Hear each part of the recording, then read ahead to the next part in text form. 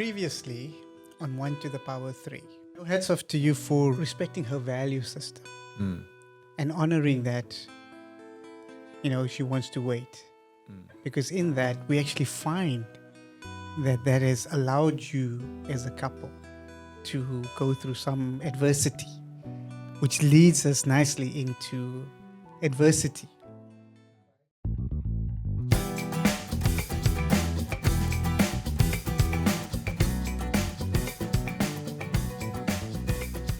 Now you're going to chat to us, Swiss, about the adversity that you faced. You made a stance, and you had the man of your dreams and some more because he was tall, right? He was good looking.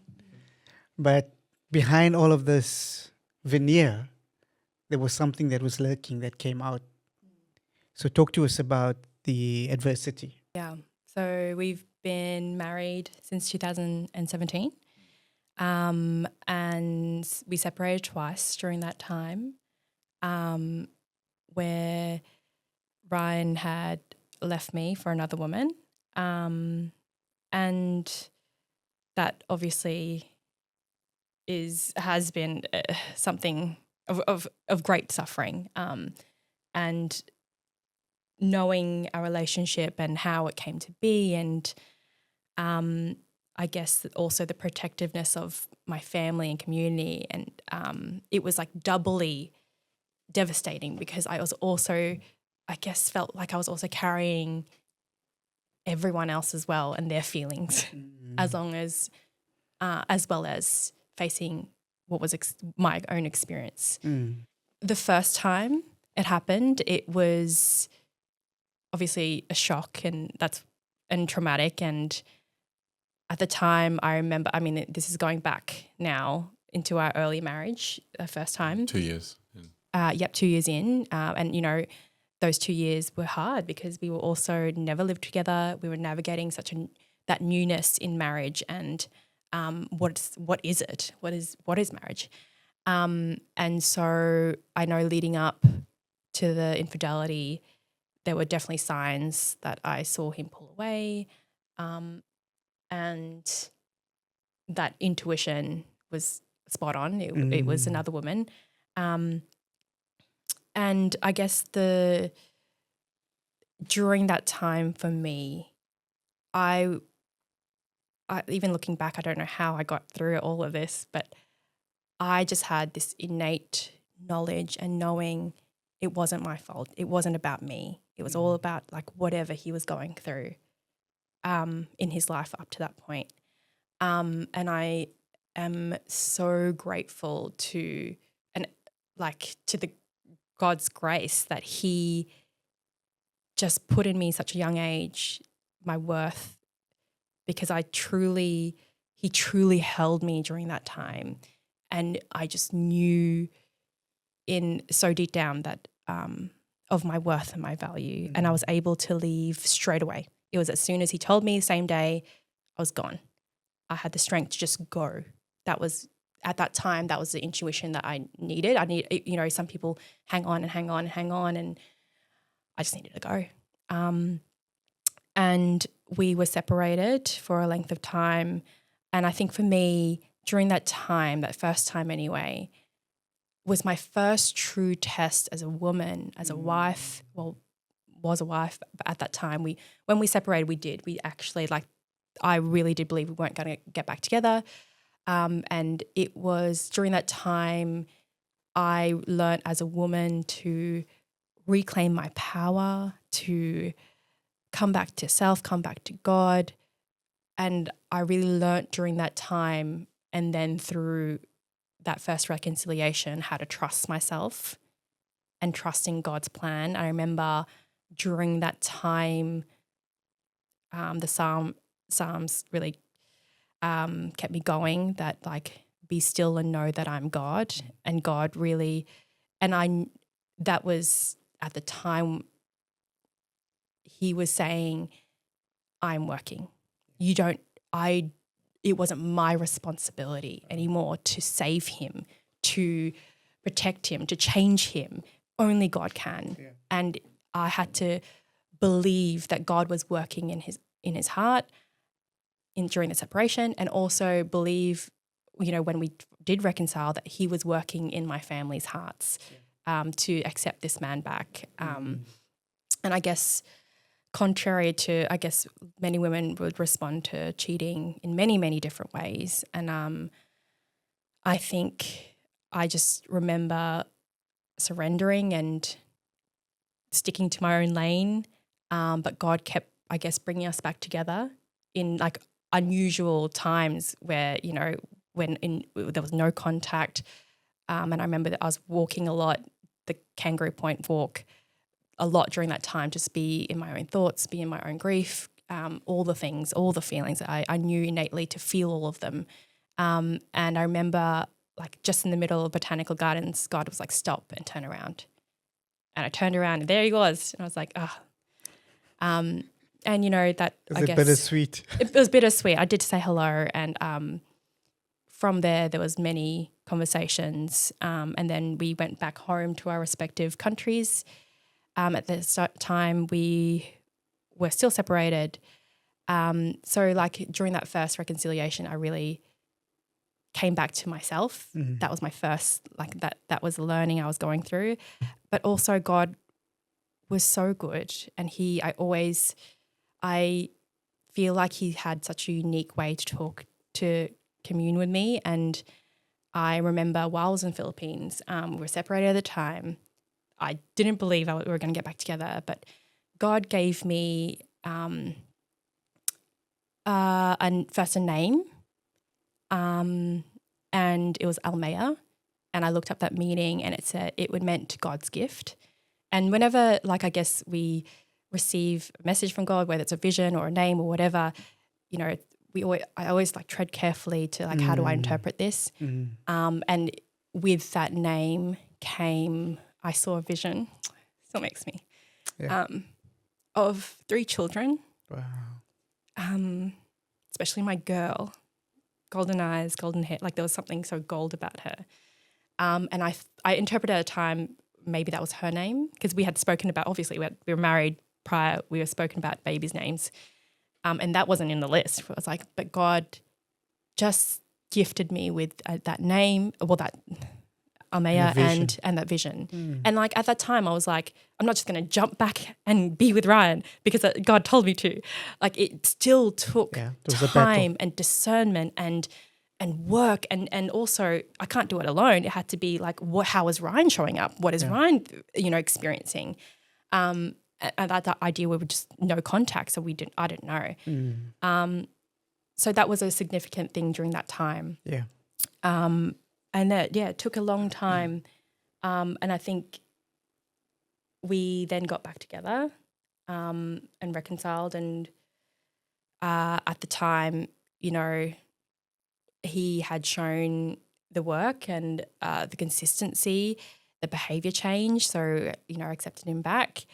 And I was also processing my own stuff in my own inner healing. And so was he. You were angry with yourself. You were angry with Ryan. You were also angry with God because you were in this mess and you didn't deserve it. So how did this help you go through? I think I felt I was still recovering people pleaser. So I felt like I still owed a lot of people explanations and my story, and I hadn't learnt yet who in my life earns that part of me, that trust to speak such vulnerable things. And at the time, because we had such a big community at the last gym, it really ripped everyone apart. And I still felt like I was still taking care of everyone else and not myself. Until I had a beautiful friend. She's a lifelong friend, Yolani. She came into my life at the right time. She taught me a lot about love, and she has such a unique relationship with God.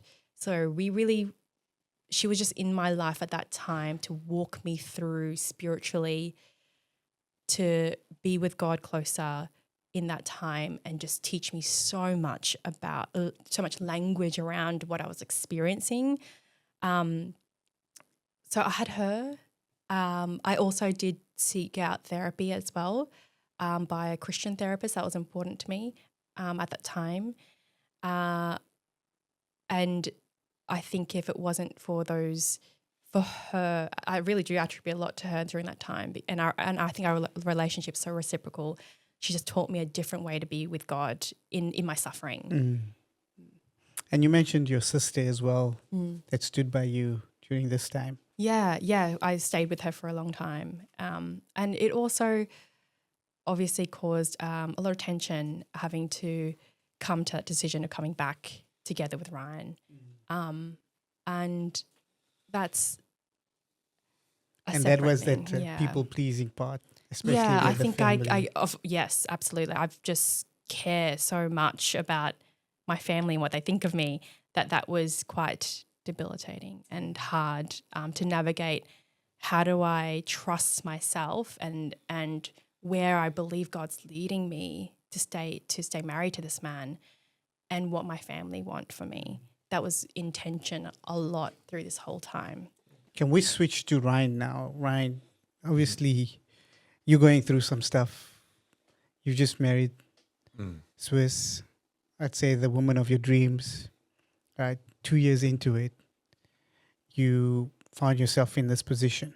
What pulled you into this space where you obviously, you were tempted to do such a thing as betray your wife and cheat on your wife? I think it was definitely, there's a lot to be said around the ego there, and I think getting validation from a person whom I helped quite a lot through a transformation. This is an old client, and having no boundaries in the time leading up to that in terms of the social side of things, having regular catch-ups and coffees and drinking and all that sort of environment that just built something in the background, which I think subconsciously you kind of desires push it away. But the decision to leave was based on having this almost like, to some capacity, like another life there, and going, well, if I'm feeling like this, I should go. And there was an element of excitement as well as the knowing that I'm doing the wrong thing, but was able to, in my mind, logically say I'm doing the right thing, which I think is where there's such a disconnect between head to heart there. And as we know, the spiritual side, which I completely ignored, but I would justify it by going, no, if I just turn up to church and pray that this is the right thing, then I've ticked the box and it's going to be fine. And I literally did that. And it was something that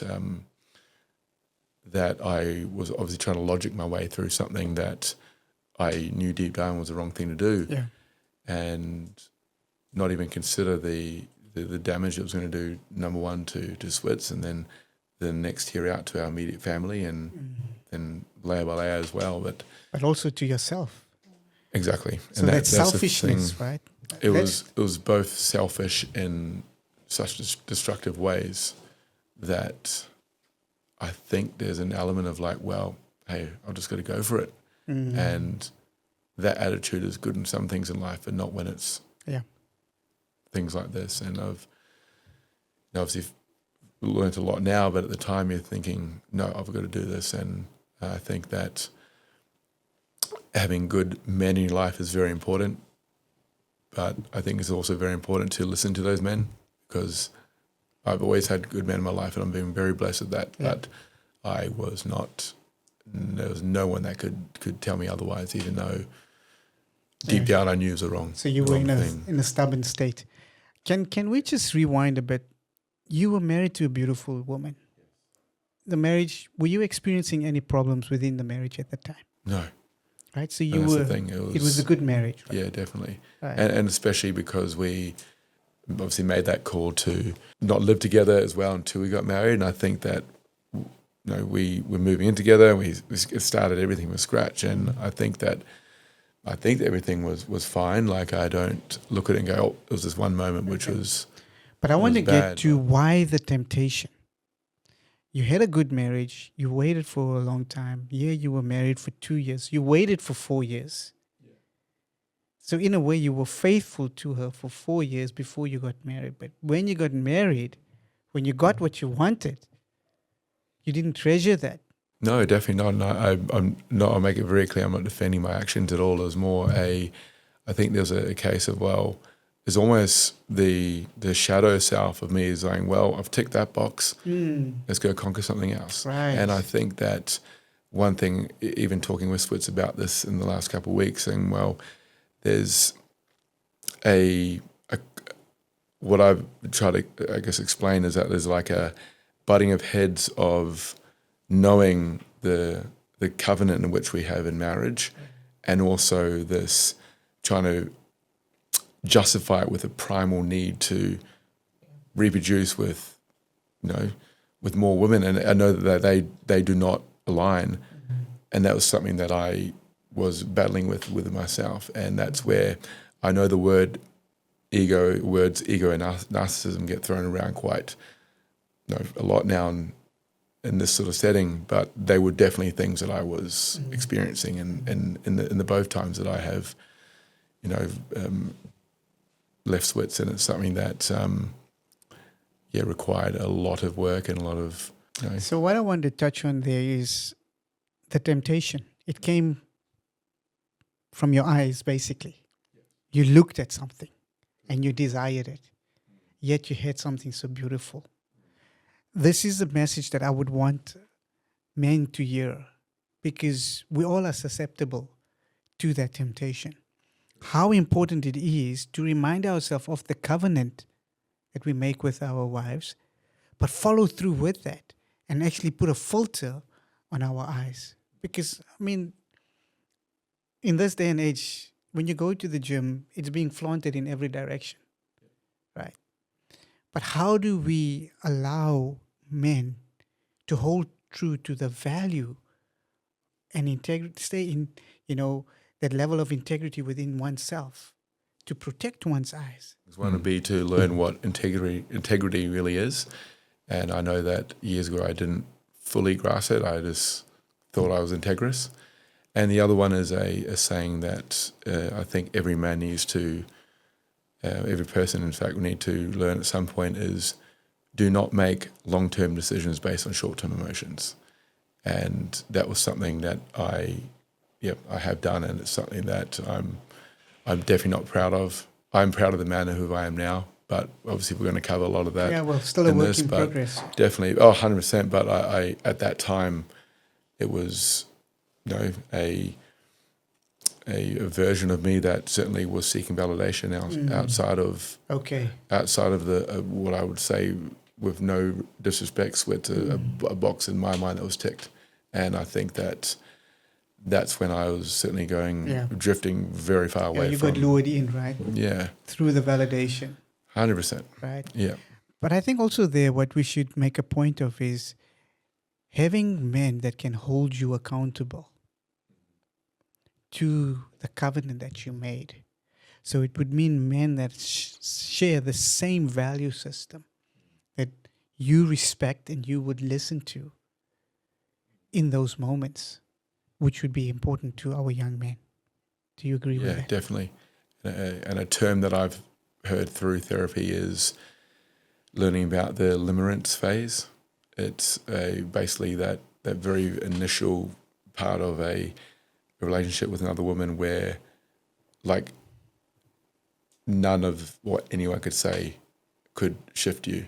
Mm-hmm. And it's, if you don't have that grounding, and I clearly didn't, but it was like I was going against all my own values, going against what I even logically knew was the wrong thing to do. Yeah, but it was all in the mind there. Definitely, but combining that with this limerence phase, which is essentially a time where you're just so like all in with this one person, and they are your everything, and they're like, you move your life around to accommodate this when really it's what it is shutting everything out in your life to, and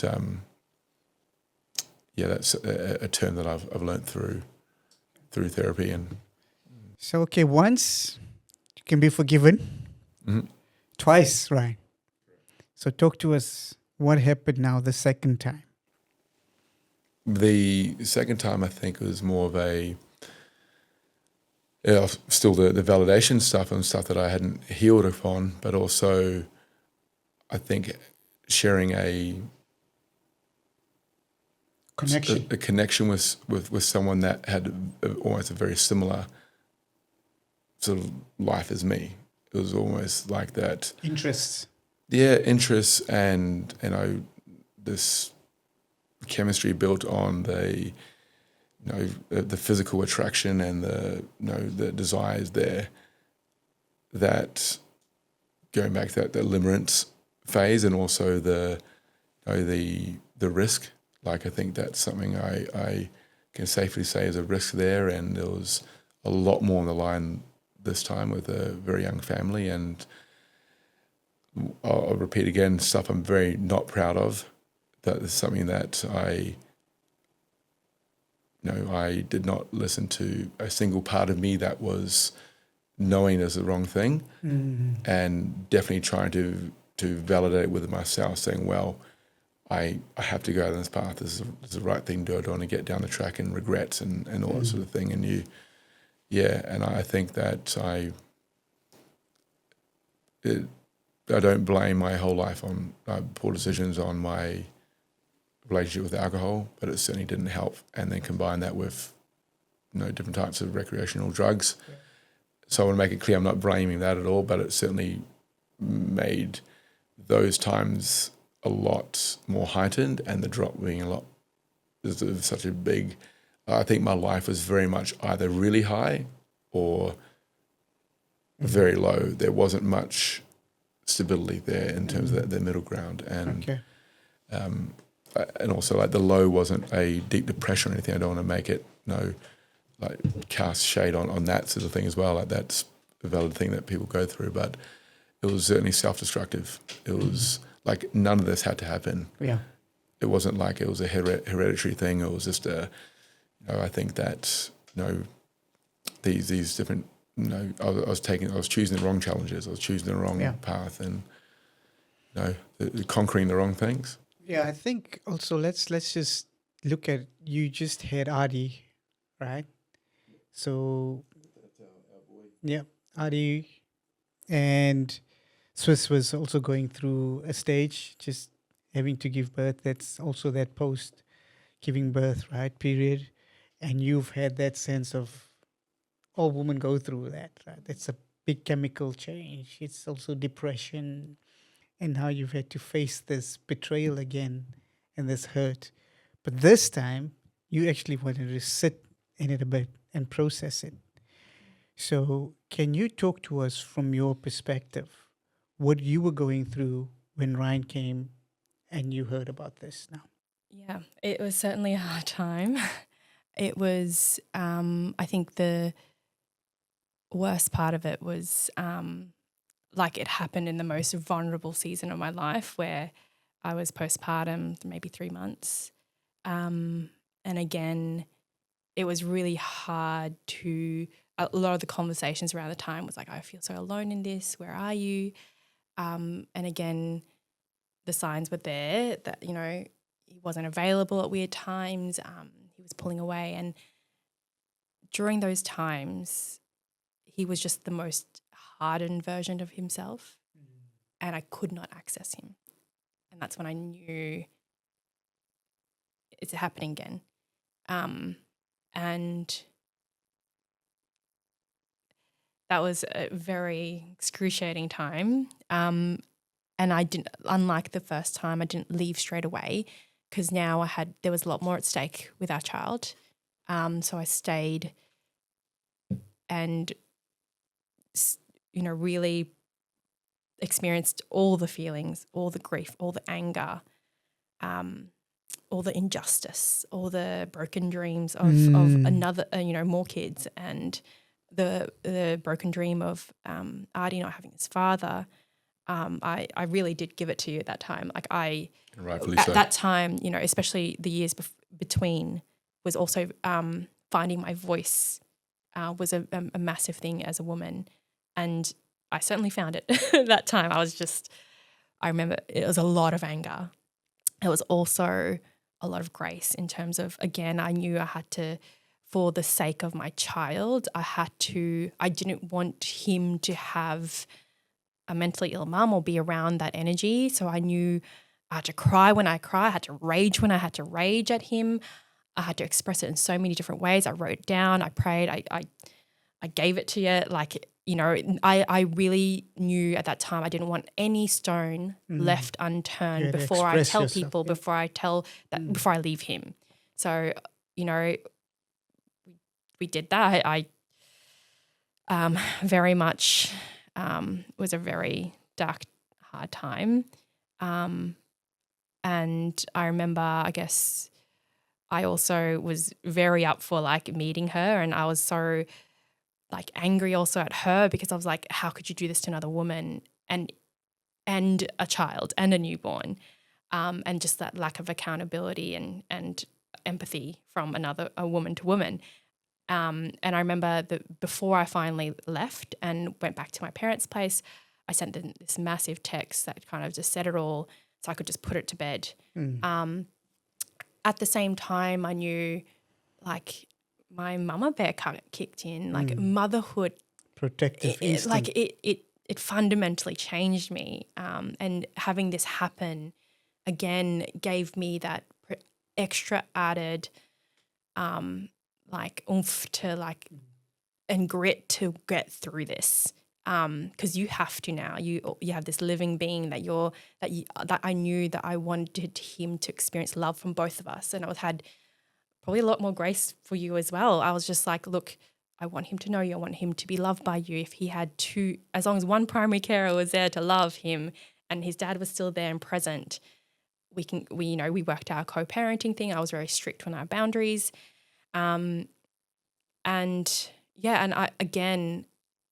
it was another realization for me. I was like, I came to God, obviously the whole time I was praying, and he was truly there in my very big feelings and excruciating pain. And I just came to him and like, I don't know how to love this person anymore. Yeah.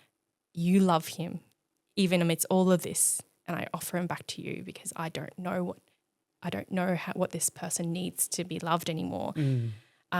So really surrendering and realizing again that I'm not responsible for this other person, even though he's my husband. Yeah. He's responsible for his own healing. He's responsible for his own salvation. And I just knew and still had hope for Ryan because I loved him and I knew like his life. We've been together for like 10 years by then. I knew him thoroughly, and I even understood this. Both betrayals, I understood him so intimately. I knew why he was doing this. I knew he was self-sabotaging. I knew he was going against his true essence that I saw in him from the first time we met.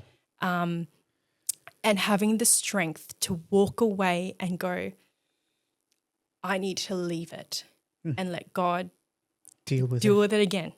Because it feels impossible right now. I feel impossible. How are we going to save this? And I really had to bring it back to God and go know that he's working in Ryan's heart and life, and I couldn't do anything. But that was also... Did you pray for Ryan during that time? Yeah. Yeah. Even amidst all the suffering, I literally was like, God, somehow you love this person still. Yeah. And he's still going to be in my life because he's the father of my child. Yeah. And I still prayed for him because I knew what was happening in him, in his heart, and what the enemy tried to break. And I couldn't do anything about it but trust God. Yeah, it's brave. It takes a lot of courage. Thank you for sharing that with us. Swiss, you mentioned that this became impossible for you. And it was also impossible for you to forgive, but you had to find solace in your safe place, in your safe haven. And that was in the presence of the Heavenly Father. Can I tell you that your prayers have been answered? Because whilst you were praying, myself and Ryan had an encounter. And this was in that space. Because I remember what you told me, and you like, this is what has happened, this is what I've done. And you had such remorse when we sat in that cafe and we spoke about it. And remember, you said he didn't have the spiritual grounding that he needed, and he needed to find his salvation. Whilst you were praying, the Lord was working. And this is when we met. Because I remember when you sat in the car and we prayed together, you said to me that weight just lifted. That's how you felt. You never felt so light as you did, because everything that you've been carrying for such a long time, all that guilt, all that condemnation, all the shame that went with it, that ego, that pride, everything that sucked you into that vortex was broken through that surrender. So your prayers, are powerful. Your faithfulness really just stands out. So to encourage, our friends out there, that the mothers or the wives that are going through something painful as this, don't stop praying. Don't stop believing. And find your place in the presence of the Father. Because that's where the healing starts. So when you did that, there was a change in your heart that started to take place. Can you talk to us just quickly about that change? Because you had the anger, you had the bitterness, you had the unforgiveness. But when you came into that space, what started to happen then? A few things led me to forgiveness. One of the things were the conversation Ryan and I had about I wanted to know, and this is only one, not every woman would respond this way. And I totally understand that. For me, I was like, I want to know everything so I know and understand the width and breadth of forgiveness, the texture, all of it, because I know when God forgives, he forgives everything. I want to know every detail so I know what forgiveness looks like, all of it. And what I learned, that was like the learning I was drawn to. And I remember as we were reconciling, and it's hard to trust that, right? It's hard to trust like what is forgiveness and what does it look like? And it was a very long process. Like first of all, I remember as I was starting to forgive Ryan, it was also a lot of witnessing his transformation, witnessing his change in and how he was showing up, making sure that he was consistently saying and showing up behaviorally in those changes. But that was really hard to trust, right? So I was looking for evidence of trustworthiness, and that was consistent the whole time. And then it's actually believing in it. It's it's hard to trust after you've had 2 betrayals. And what does that look like to trust him again as God's presenting him through so many conversations? I started to witness his softness, him softening into who God truly intended him to be.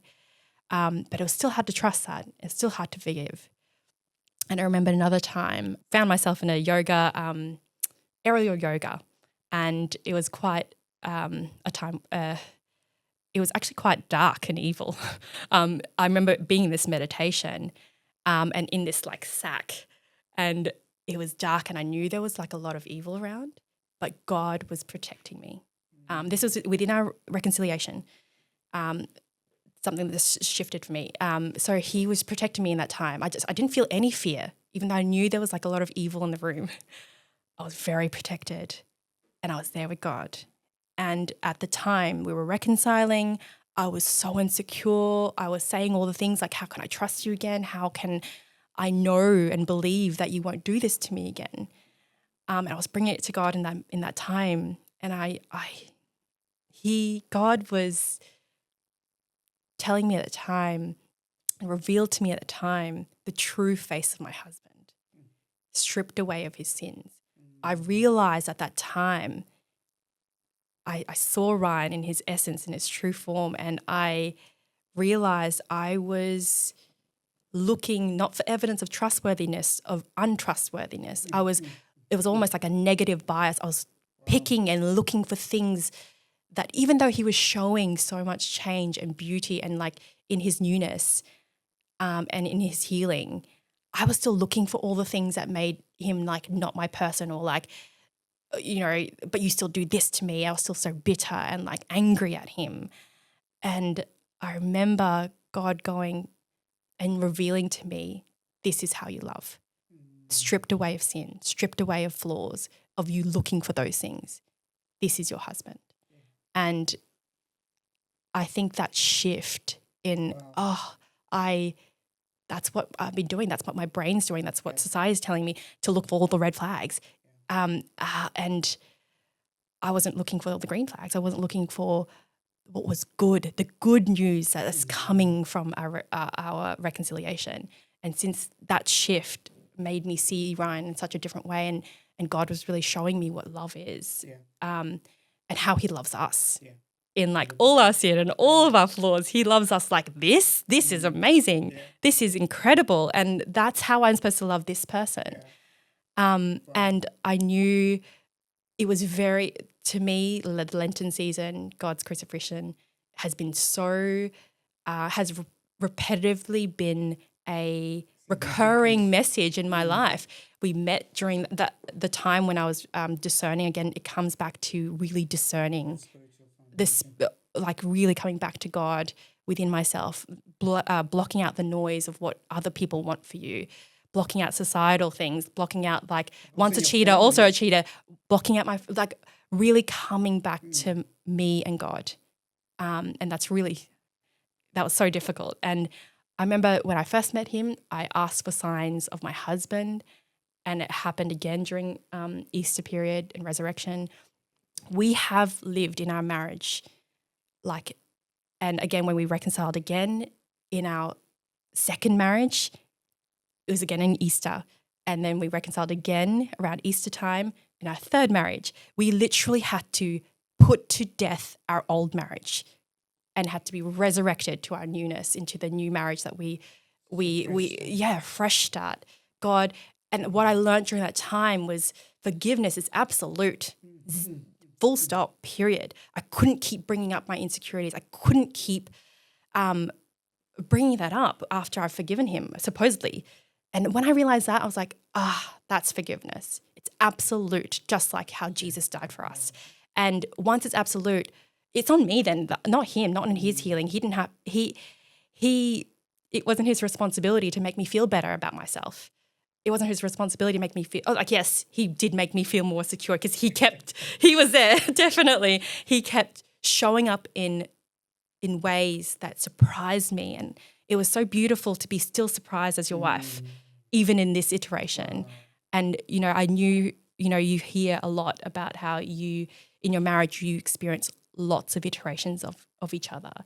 And that's what we have experienced three times now, many, many, many times. And truly, this is my favorite iteration of you. True empathy is actually getting to see the goodness within the person that hurt you. It's so easy to see the negative and look for that. They're going to do it again. What is it? But that mercy and that empathy flows from that mercy is to actually look at him and say, let me look at the goodness within him. Because that's what the Father will create in him. So that is powerful, in that you've had to resign that and let go of that to allow this rebirth and give a fresh start. That is brave. That is so courageous. Ryan, you've got a brave, courageous woman by your side, man. Yeah. So talk to us about, how did you go about the reconciliation process? There were a number of things, and I think that there was one day where it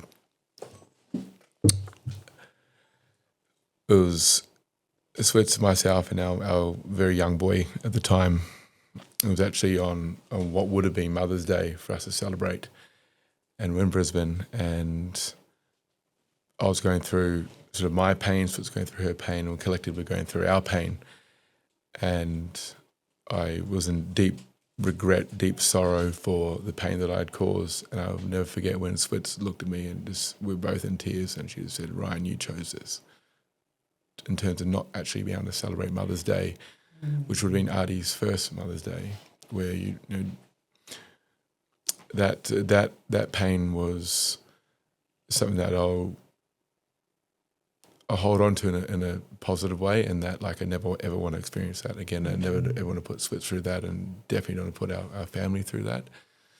So that was one moment that sticks out for me. I think that like I said before, I don't blame all my life on my poor decisions around drinking, but there was a point there where it was in May of 2023, I remember I went out and had an absolute bender of a day. Like it was sunrise, well not sunrise, but midday drinks. It was right through to a festival. I was knowing what I was doing was not good, but I was drinking drugs. It was a lot.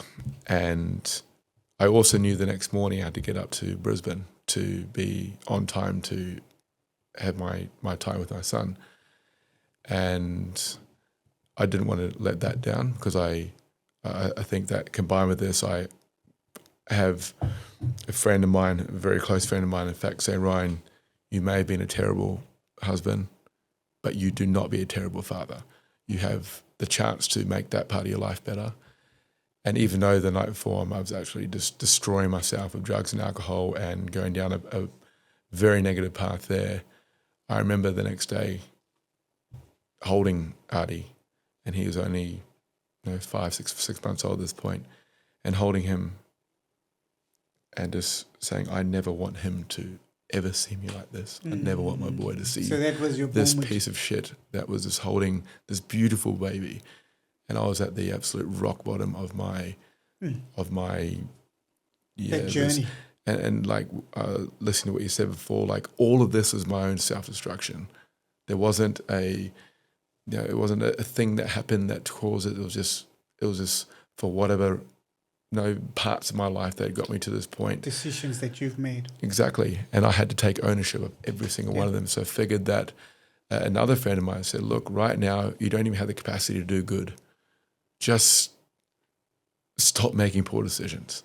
And that combined with what my other mate said was like, okay, well, I know that I can at least start by being sober. So that happened on the weekend, and I remember my last glass of red wine was on the Thursday of that week, and I sat there, I said, "This is it. I'm done." And we've had great times with red wine and that sort of thing, but it wasn't, this is so far beyond remembering the good times of nice steak and wine. It was like, I just have to stop this because... Put a stake in the ground now. Yeah, and I was going back to what I said before, that it's easier to say no to all of it than yes to a little bit. And there might be some people that can have a little bit, and that's fine. All power to you. But at that point, I just had to start somewhere, and the best thing I can do is just be sober and make sober decisions. So I did that, and I actually looked on the way on my phone. It was today is 950 days completely sober of all bag, all beer, all of it. And there have only been really, to be honest, probably one or two temptations early on, and that one of them was at the baptism of Artie. It was the first time that I saw Switzerly's family at church, and a place where we were meant to be united, yet there was division through my own shortcomings. And we held our son together because it was his day. And driving back home, I honestly want to go pick up a bottle of scotch and get a whole bag of Coke, get a whole 8 ball of cocaine, and just do it. But I'm like, no, that's what got you in this mess. And I will quote another friend of mine who said to me, "Shorty, I am like, you are so headstrong in that the same headstrong strongness that got you into this shit, I know is what can get you out of it as well. So he had trust in me to sort my life out, be there for the for the times I needed a shoulder to cry on, and I'll tell you what, there were a lot of tears, but also have trust. And I think that having that trust from your closest friend, just to be like, hey man, I'm here for you, but you got to do the work and you got to do this. And 100%. I'm like, so now knowing that it's only less than 2 months away, being 1,000 days completely sober, I will say that there was only probably that one and maybe 2 moments where I was tempted, but because it was my decision to do it, it wasn't forced on Switz. I actually told Switz, I think 2 weeks ago, I'm sorry to let you know that I've got through the last 2 weekends without drinking. And her thing was, yeah, cool. Because we weren't reconciled or anything at that point. It's like, good. She knew it was a good thing, but she wasn't like holding parade for me or anything. And it wasn't worthy of that. But it was my decision. I think that with all this as well, we weren't, I can speak for both of us here, that individually we weren't doing this to get back together. And that's one thing I do want to add to the listeners here, that it wasn't like, okay, if I do this path, then I will get my wife back and everything will be all good.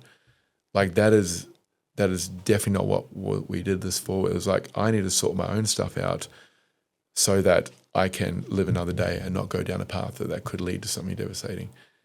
And subsequently would be a better father for my young boy. And for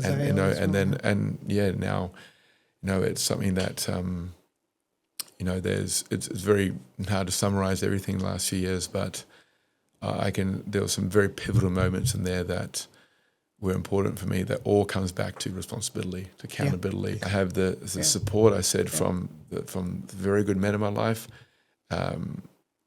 And also with that, I do want to say that I see a lot of these men's groups, and I think that for the most part, they come from a good place. I also see a lot of broken men that are adding to that brokenness, which is not a good thing.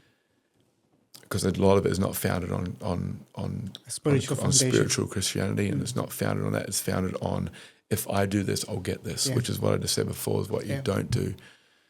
But I also think what I also think is very important for every man is to be able to be in solitude as well. Yeah. To not just have to rely on the boys to get you through. Yeah. And I had that. I was very, very fortunate at that time, actually, to have about 6 to 8 weeks of house sitting and just being by myself, saying a prayer and thanking God for my meal that I was eating by myself, and tears and in sorrow and pen and paper, and listening to some very good men about becoming just not even about becoming better, just like strip back all the rubbish and actually realize that there's a good man in there. What you've got to lose. There is a good man there. Yeah. And the most obvious thing to say about that is this woman here chose the good man in me. Yeah. And he's there, and I can hand on heart say now that I know that man is there, and he's here each day. To see that now.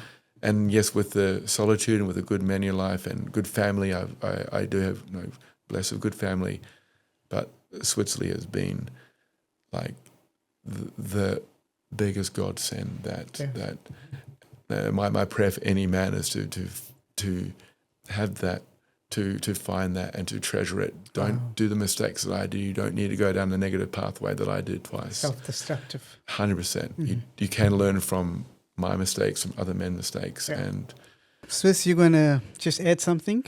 I also want to consolidate what you've said, because our story is so nuanced. There's so many things we didn't cover today about how we truly got there and what it takes to maintain a marriage afterwards, and all the questions your listeners might have. But I just want to consolidate something you said really important from a woman's perspective is none of us, men and women, cannot be externally motivated to change. Just because he had a wife and a newborn child, that wasn't enough to cause him to change. He had to really do it and surrender to God and come before God and allow God to heal his life. And I feel like for women, that's hard. It's so hard to let that piece go. The more we hold on to our husband and what's happened to us, the more suffering we experience. I literally had to let it go, and almost like how we parent, we have to go let the natural consequences of something happening to Artie. I also had to do that for Ryan, like the natural consequences of him choosing this path, him leaving, he had to experience without my interference. I had to get out of the way and go on my own journey of healing as a woman, as a wife, as a mother. And he had to Discover experience his and identity. he had to do it all on his own, Mm. without my interference. And I feel like women do need to let that piece go and let that suffering and let God do the work. Because I think that piece of, maybe women who needs to control, or who need to be like, I need to say all the feelings now, or I need the outcome now, God. Like, is our marriage, am I going to stay married to him or not? All these questions were so unanswered. To have the faith and trust in the process that God is working is that peace. And to Wow. trust that, like, that God was working in his heart without any of my interference. Yeah. And this is where we are at. Ryan, you shared some really good points there. It's the positive solitude that changes the attitude.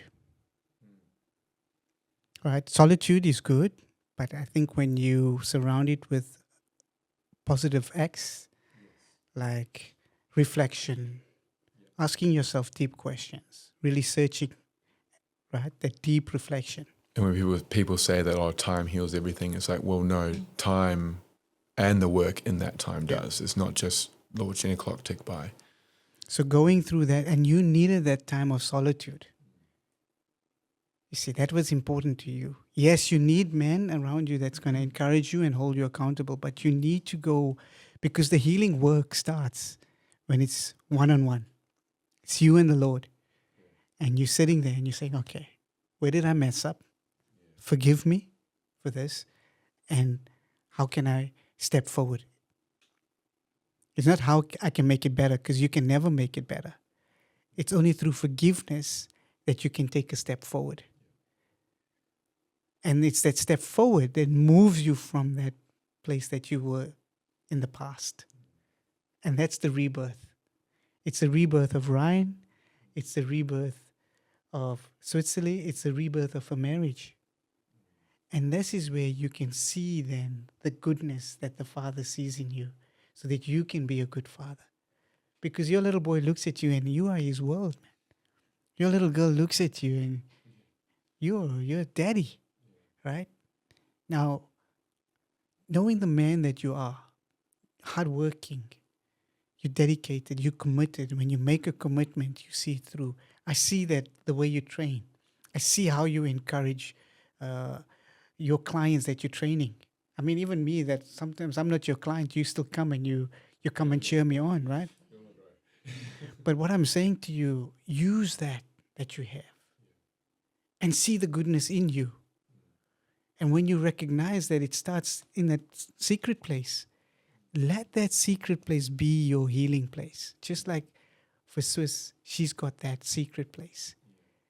Because we're not going to all be perfect all at once. It's a step-by-step process. And on that too, I think that with prayer, it's something that I,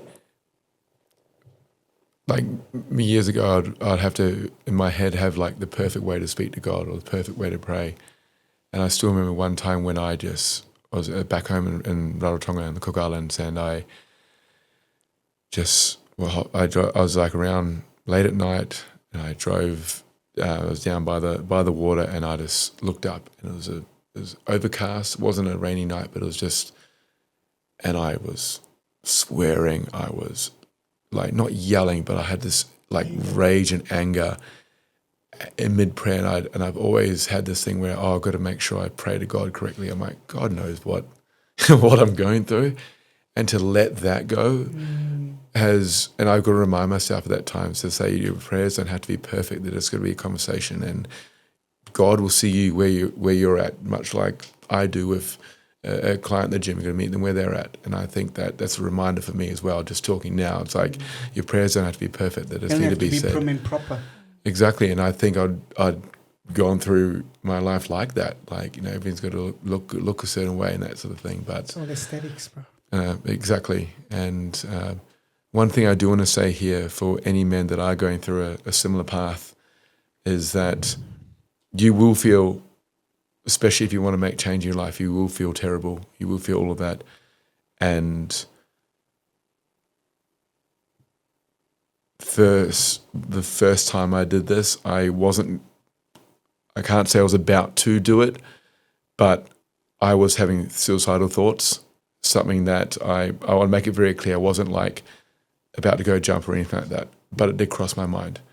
And for anyone that is going through anything that is remotely even close to that, that is not the way.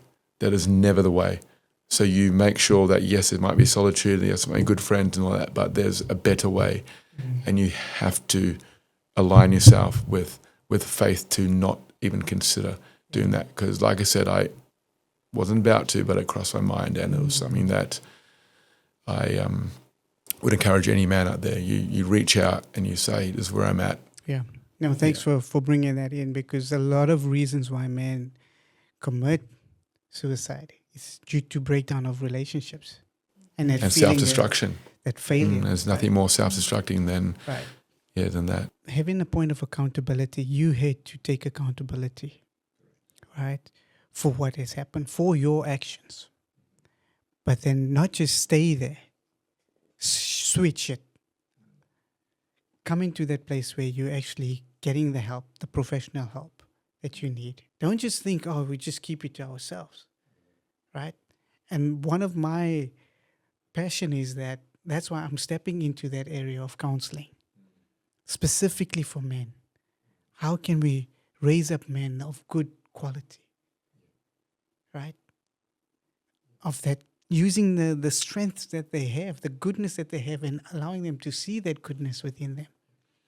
Because the goodness is there. The goodness is there, brother. Within all of us. And I say when I had therapy, the first session's always a bit more sort of just a general intro and all that, but the second one, I was very blessed. My therapist sat down and said, Ryan, I think you're an idiot.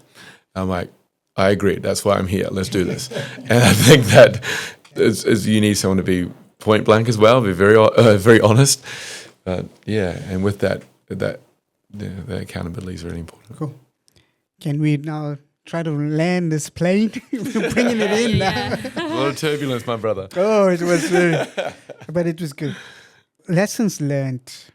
Swiss, you had some 3 pivotal lessons that you learned. Please share with us. I think first and foremost, like there's so many people have an opinion about your relationship, your marriage. Culture will show you a certain way to be married or be a wife or be a husband. But none of that matters when you need to trust in God and trust in yourself and your power as a wife and a woman and what you truly believe. And I think that means to choose an alternative way. And that's what God's asking us to do. So I think what I've learned through all this is trusting in myself in a way that I never thought I would have experienced without our suffering. I've come to the woman that I am now.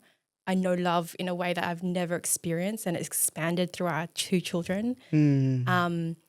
And also trust in God in the process. Like He is truly has our hearts, and He truly knows us so intimately and wants good for us and good for our marriage. So trust first and foremost. And I don't think I'll be able to stand here today and say that I reconciled with Ryan without his coming into humility and radical accountability, which we've spoken about. And if he hadn't shown up in those ways, we wouldn't be together. And I know, and I heard somewhere, I can't quote who it's from, but like marriages can survive infidelity, loss, grief, we've miscarried, but they cannot survive bitterness, resentment, contempt, unforgiveness. And what we have worked towards, what God has brought us through our marriage has truly taught us what forgiveness is, and that comes to our next lesson, is that forgiveness is absolute. Absolute. When you come to that place of forgiveness, you move on. Yeah. But you forgive only once you've received the forgiveness of the Father, that Yeah. you're able to forgive in the same way that He Yes. forgives. Yes. Because there is forgiveness that we understand in the world, but you still remember. yes. Yeah. But when you forgive as the Father does, you remember no more. Yes. And that's why you were able And it's to trusting that. Yes. start Absolutely. afresh. And then there was one powerful one you had, was the family. During that time, I had so much social anxiety. I had so much battling with my people pleasing and the dynamics of my family, and shame that I was reconciling with my husband, and having to navigate that to, one, trust myself and trust God that this was a decision I was fully making on my own without outside influence. And then the grace and love of my family to accept this decision. And, and it's still messy. It's still messy even now. And I don't know what it looks like, but the grace and love, and still knowing that actually our family still represents the same love in our marriage, that they love me anyway. And knowing that just comes full circle in our whole journey, that we have our families and that they have truly given me grace to make this decision and support it, even though it was yucky and messy. And I'll love them for that, and love them more than they probably ever really know how much we are also reconciling our family relationship through, what's happened. So the power of love, not just in our marriage, but in all things, in all families. And honestly, in going through all this, just now seeing like the spiritual warfare that families are going through, pray for families. Pray. Pray And you for need the family to marriages. pray for you and for your absolutely. marriages. Because who else will? So obviously Ryan has to still work on winning their trust again, right? And seeing that reconciliation take place. So that's your next sort of mission. I will say we are in a good place there. Yeah. We're in a very good place, and I think that that only happened earlier on this year. In fact, the first time I saw Switch's family was soon after the birth of our baby girl, of Zayal. That was back in March, and that had its issues there. Obviously, meeting, and it was and understandably so. Like Switch's father had all right to belt me, and to be honest, if he did it, I accept that. But it's something that we have got closer in the last really only 8-9 months now, and it's come through through being there, through facing as well, because it's not just tough for me; it's extremely tough for her parents and sister and brother-in-law, and it's having an understanding that it's not up to me to seek forgiveness or seek approval, because if I went through the rest of my life and there wasn't forgiveness there, that's also okay as well for me, because the decisions that I made don't give me the right to ask for that. But I'm also so blessed that I have had that from them. And when unfortunately we had a miscarriage only 2 months ago, in that moment I had a moment with Switzer's father, holding, hugging, and he was the pinnacle of what a man should be in that moment for me as his son-in-law, and for Switz in that time as well, and just hugged me, held it together, and gave me his blessing to keep trying for another child, and that has been one of the most special parts about all of this, especially outside of Switz and I. It was the most healing thing personally, and it's something that I'll hold on to that. It's powerful, man. Just that love. Like I said, he's a very, very good man, Eddie. And I think that very blessed to have this chance to be in their lives again. To be loved again. Yeah. So, lessons you've learned. Know your why. Don't do it for an external reason. Have your grounding spiritually, because that's why you do the why. And choose purpose over pleasure. Right? Choose purpose over pleasure. Choose purpose over pleasure, boys. It's so easy to take the pleasure, but choose purpose. It's easy short term. and it's harder long term by not doing that. Yeah, coming from Shorty, saying it's easy short term. Yeah, true. I can actually attest that to Bedros Koulian actually has that saying. It's very, very empowering. So look them up, lads. Surround yourself with good men that are spiritually grounded. Yep. Men Not that rep- cheerleaders. Not Yeah. cheerleaders. You need men that will yes, be there for good times, but also call you out on your shortcomings. On hold you your flaws. accountable, right? Mm. Change starts with yourself, but know the why. Positive solitude changes your attitude. And turn the self-hatred by knowing who you are. That self-destructive nature, turn it by finding your identity. So I think an apt title for our podcast today would be Love Conquers All. And we can see that in the love, the unconditional love that you have for each other. It's not only from your side, but it's from his side. To our listeners, as a woman, how do you find the capacity to forgive in the midst of such a grave injustice that you've experienced? Right? Do you know what is godly forgiveness? To the men, and you brought this up, what are you shedding away to actually show your true self? Please share your comments, right? You've got access to our email address. You've got access to our website where you can send in your responses. You can respond within our YouTube in the comment section and Spotify. But love to hear your thoughts. What did you take away from today's episode? To Swiss and to Ryan, thank you so much for being so vulnerable and sharing this message with us. It's so empowering. 1 to the power 3, we believe that we are powered to empower. So I've got my eyes on you now. That's it, brother. I've got your back. Yep. But I'm going to call you out. Yep. And thank and you this too. is what we do as brothers. Yeah.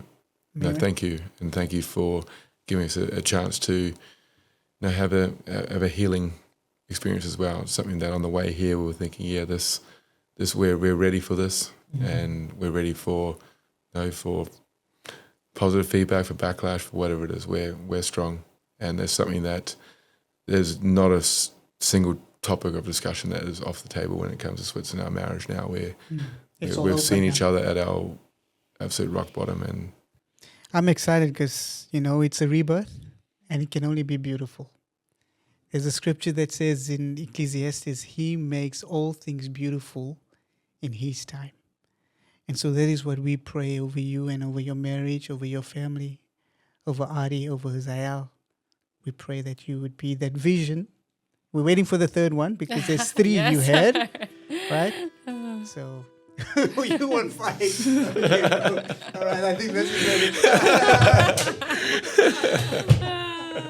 Thank you so much. Wow, friends.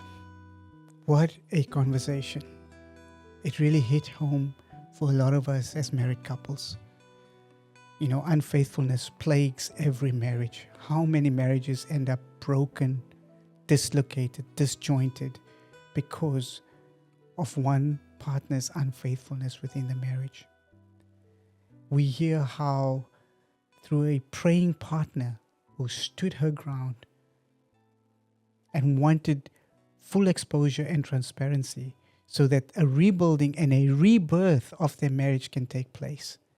This can only take place when your foundation is on the rock. And we see that their foundation, their marriage, built on the rock of Jesus.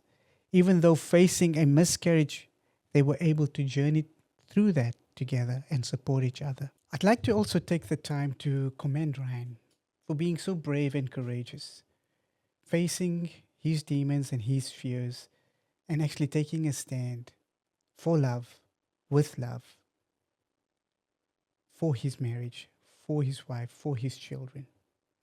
So for men who find themselves in a similar position, let's use Ryan as a point of reference. That all things are possible to those who believe. All things are possible when love flows into our hearts from the Heavenly Father, into our families. We can be better husbands, better fathers, better brothers, better sons, and better men. So, Ryan, thank you for sharing your story, for your vulnerability, but also your courage. My prayer is that you would be encouraged. My prayer is that if you are going through something similar, please be patient. Have a rock that you can go to.